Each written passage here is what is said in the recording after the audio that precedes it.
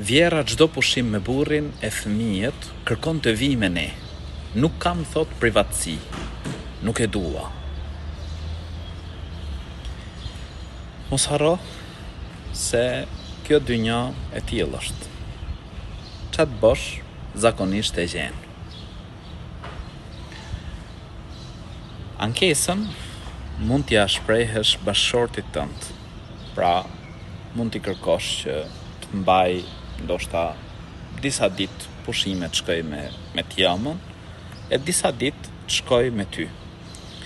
Edhe pse nuk e ka për detyrë fetarisht me të çu për pushime.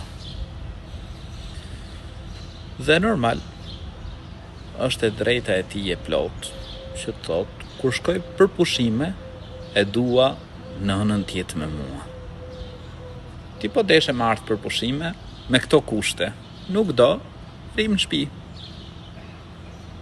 Nuk ka për detyrë fetarisht që bashkëshorti të çojë ty për pushime. Privatësinë e ke brenda dhomës tënde.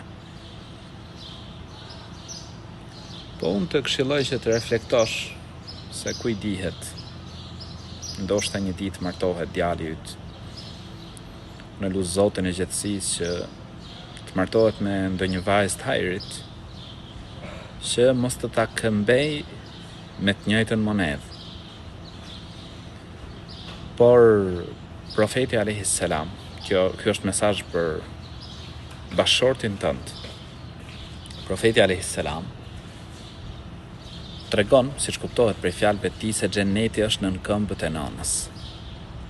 Dhe unë nëse bashkëshorti yt do ta shikonte këtë video, do ta këshilloja që kur mos ta hudh t'jamën.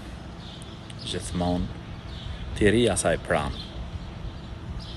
Ndërsa ty, patjetër, pra takon si bashkëshorte të doj, të të respektoj, të kujdeset për ty, por çdo gjë brenda normave dhe kufive.